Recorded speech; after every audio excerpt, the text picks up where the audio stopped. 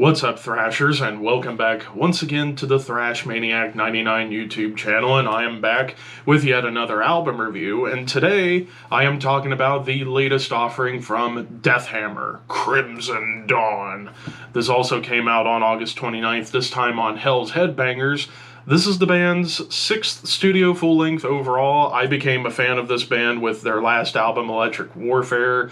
I reviewed it briefly on my old Under the Radar show, and I fucking dug the shit out of it. In fact, I think it made my year-end list for 2022. If not, it should have, because for those who don't know, this is a Norwegian blackened thrash / speed metal band.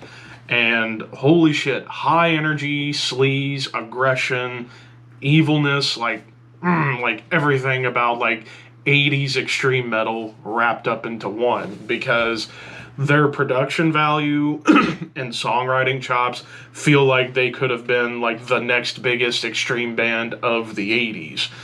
And it's fucking awesome. So we kick things off with Abyssic Thunder.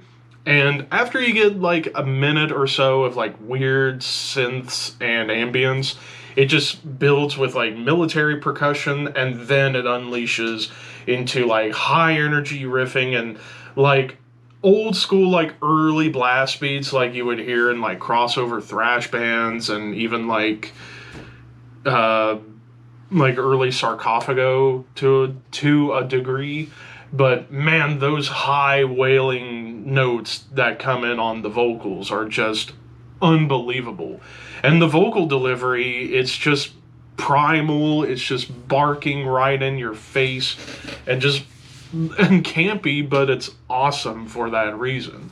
But the song goes on, and it eventually unleashes into real 80s thrash, I would say closer to German thrash. I think I described them back on Electric Warfare. It sounds like a hybrid of the major three bands of Destruction, Sodom, and Creator, but I would say here they mix in little aspects of the early Bay Area sound, like old Metallica and Exodus especially.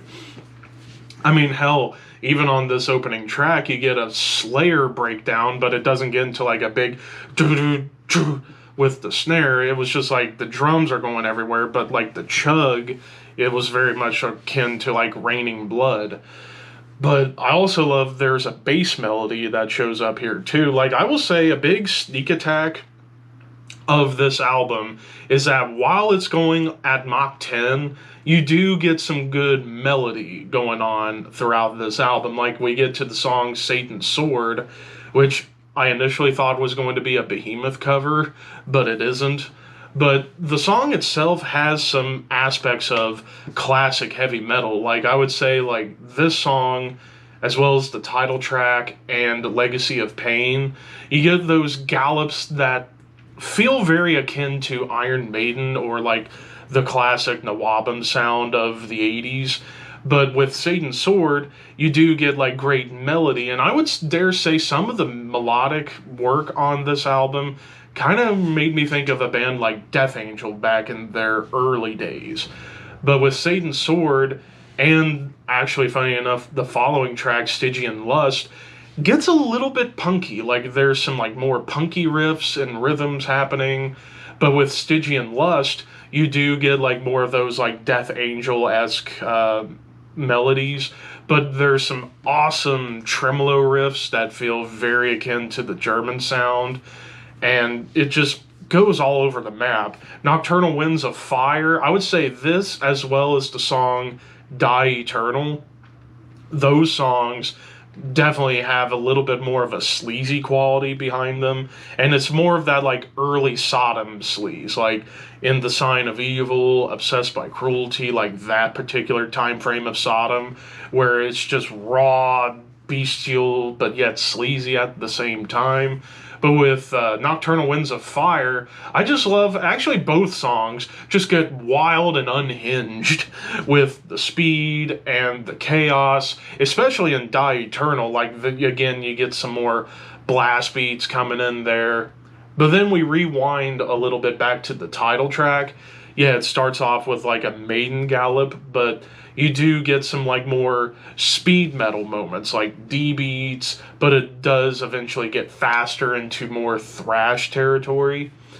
But also, I've completely forgot to talk about lead work on this album. The lead work is flying, like it's lots of shred, but the harmonies in the lead on the title track really stood out in a big way. And then Legacy of Pain, maybe the fastest song on the album. It's very akin to Sodom again and Creator, but I would say more towards late 80s Sodom and Creator, like Persecution Mania, Agent Orange, Pleasure to Kill, Extreme Aggression, like those albums in particular. It's just furious and ferocious. It's just like a fucking junkyard dog running at the highest speed it can go to maul somebody's face off. That's kind of the vibe I get on Legacy of Pain. And then the closer into the Blackness of Hell, you get everything this album has to offer in 7 minutes, but with a couple of extra spices added to this awesome meat and potatoes meal. Atonal guitars, there's a little bit of that early Metallica riffing happening here, tremolo melodies, but also Celtic Frost style triplet chugs and swing, which might have been the most evil moment of the entire album, because for the most part, this album is just like a big, like, dark party, and it's awesome.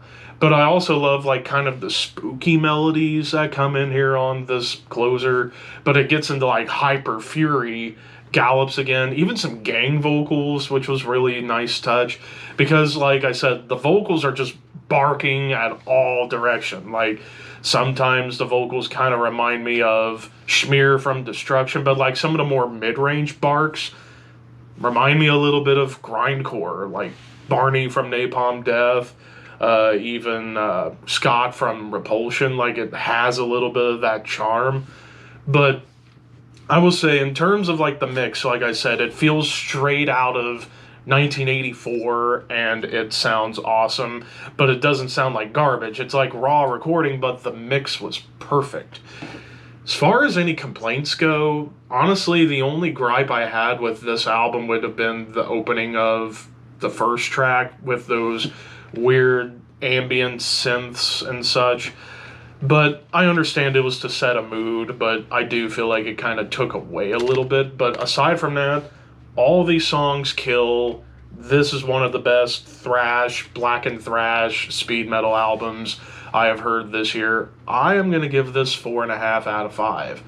This is a fun listen. If you are a fan of Deathhammer, or if you're not familiar with Deathhammer and you like bands like, you know, early Sodom, early Creator, early Destruction, early Metallica, and early Exodus, and even a little bit of early Death Angel, check this out. This is some fun stuff. But of course, those are just my opinions. What did you guys think? Let me know in the comments section below, and don't forget to like, comment, share, subscribe, all that fun stuff. But until next time, thank you for watching, keep your horns high, and your dreams wet.